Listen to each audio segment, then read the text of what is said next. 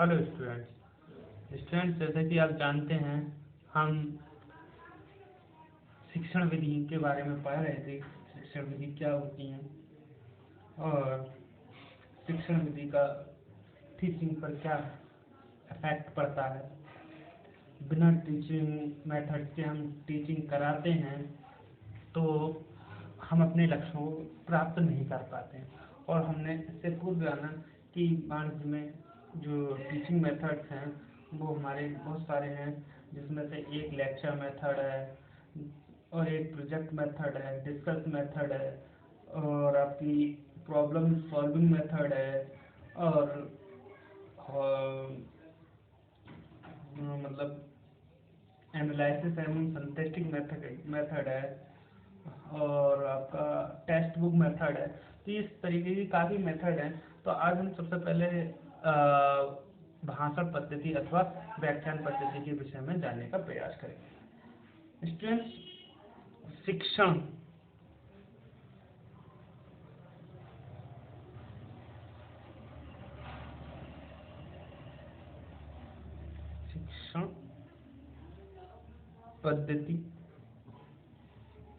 पद्धतियों में भाषण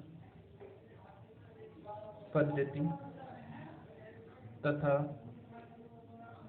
पाठ्य पुस्तक पद्धति शिक्षण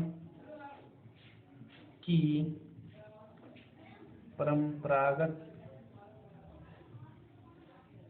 पद्धतियां कहलाती हैं। शिक्षा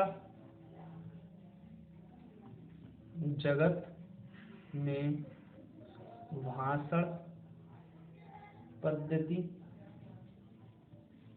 सबसे अधिक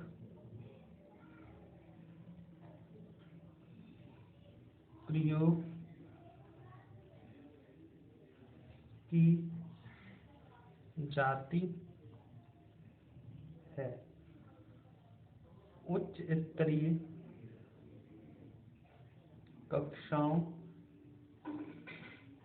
में तो न केवल भाषण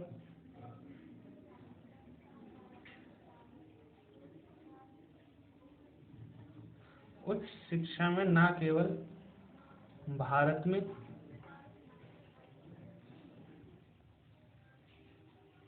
वरन विश्व के समस्त विकसित देश में इस पद्धति का प्रयोग किया जाता है। ऐतिहासिक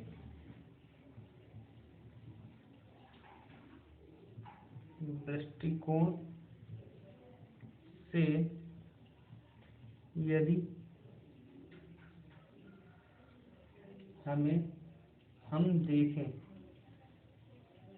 तो पाते हैं कि भाषण पद्धति अत्यंत पुरानी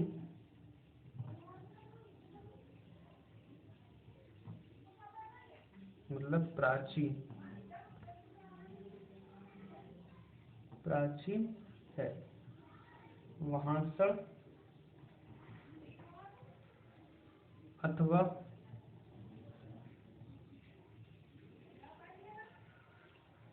व्याख्यान से अभिप्राय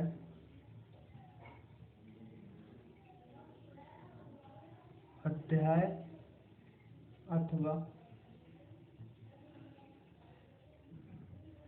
पाठ को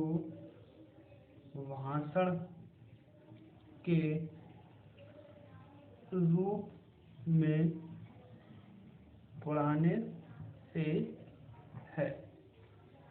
मतलब क्या है, भाषण अथवा व्याख्यान से अभिप्राय अध्याय अथवा पाठ को भाषण के रूप में पढ़ाने से है। भाषण भी इस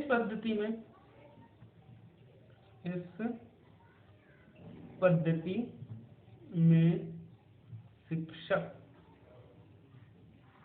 अधिक क्रियाशील रहता है। भारत में जब आश्रम प्रणाली प्रचलित थी तब गुरु अपने प्रवचनों द्वारा छात्रों को विषय वस्तु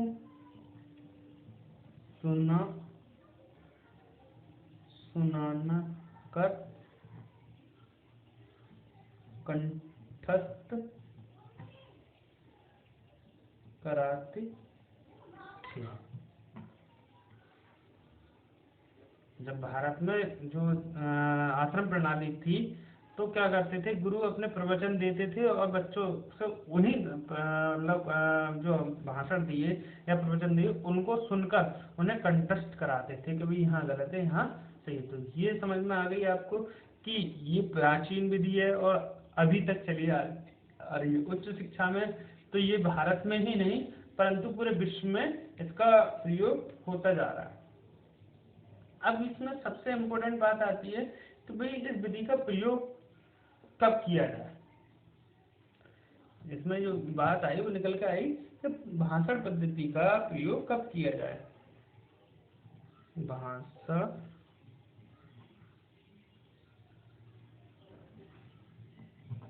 पद्धति का प्रयोग कब किया जाए। When to use the lecture method। ठीक, तो पहला पॉइंट जो हो जाएगा हमारा क्या हो जाएगा, जो हम बात करते हैं सबसे पहला पॉइंट हो जाएगा संक्षिप्तीकरण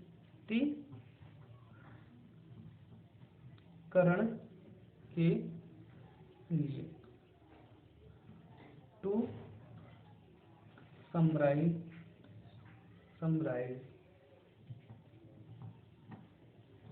यानी संक्षिप्तीकरण के लिए। जैसे कि आप जानते हैं स्टूडेंट्स कि हम जब कोई चीज़ पढ़ाते हैं तो हम बहुत सारी चीज़ें बताते रहते हैं। जैसा मान लीजिए हमने कितना पढ़ाया तो इसका पूरा सार क्या निकला कि इतनी 1 2 3 4 5 6 7 8 9 10 लाइन 10 11 12 13 लाइनें पढ़ाई, परंतु उसका मुख्य सार यही है कि भाषण अथवा व्याख्यान से अभिप्राय अध्याय अथवा पाठ को भाषण के रूप में पढ़ाने से है। मतलब जो भी हमारा टॉपिक है उसे भाषण के रूप में पढ़ाना के लिए ही पढ़ाना ही भाषण पद्धति या लेक्चर मेथड कहलाता है। तो हमने इतनी चीजों को एक लाइन में समराइज कर दिया, तो ये समराइज करने के लिए ही होता है। दूसरा, प्रेरणा द्वारा प्रेरणा प्रदान करने के लिए, टू मोटिवेट। स्टूडेंट जैसा कि आप जानते हैं कि भाई किसी भी विषय के पाठ या इकाई को प्रस्तुत करने के लिए भाषण पद्धति द्वारा उसे नए विषय पाठ या इकाई से प्रमुख पॉइंट्स को ज्ञान कराकर छात्रों को उन्हें प्रेरित करते हैं जो पुरानी चीजों को से मतलब नई चीजें हैं उन्हें पुरानी चीजों से जोड़कर के आज हम नई चीज सीखेंगे तो दिमाग में तो मोटिवेट होते हैं कि हाँ आज सर ने कुछ अच्छी चीज बताई, तो मोटिवेटेड करने के लिए भी ये चीज होती है। समय बचाने के लिए, टू सेव टाइम। पाठ्य पुस्तक पढ़ने अथवा समझने में जब हम स्वयं से पढ़ते हैं तो टाइम लगता है, और मतलब जब छात्र अपने आप पढ़ते हैं तो उसे टाइम लगता है। अब क्या है, जब टीचर अपने भाषण के द्वारा पढ़ाता है तो उसमें टाइम की बचत हो जाती है और वो बच्चा भी सीख जाता है, तो इसमें टाइम की बचत होती है।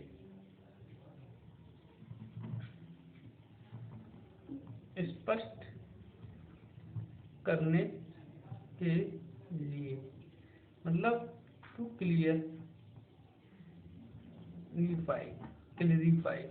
इसमें जैसा कि आप जानते हैं कि भाई हर एक चीज, मान लो किताब तो पूरे हर एक चीज की है हमारे भारत में या पूरी दुनिया में, सब तरीके की किताब है। आज हम मान लो कॉमर्स, टीचिंग ऑफ कॉमर्स पढ़ रहे हैं, टीचिंग ऑफ साइंस की भी है, साइंस की भी है।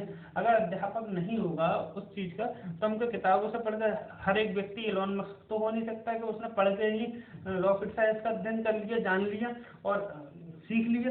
परंतु यहाँ पर हर एक व्यक्ति इस तरीके का तो है नहीं कि कॉमर्स से पढ़ने वाला साइंस समझ ले, मैथ्स पढ़े समझ ले। तो ये क्या होती है, किताबें तो हर चीज की हैं, तो स्पष्ट करने के लिए लेक्चर मेथड यूज होता है।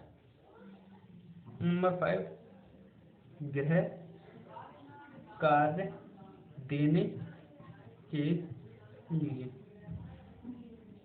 To give assignment. असाइनमेंट देने के लिए बहुत जरूरी है।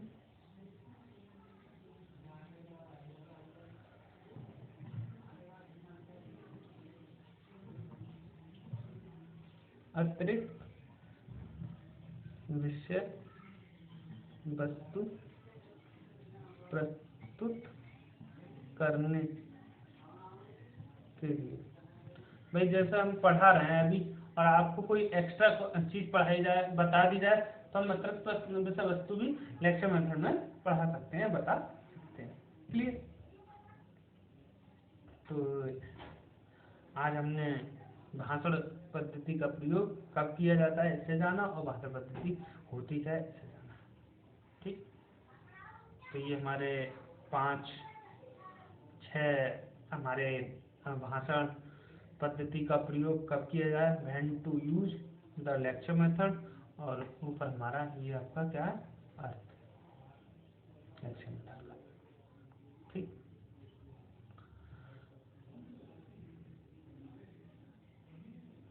Thank you very much.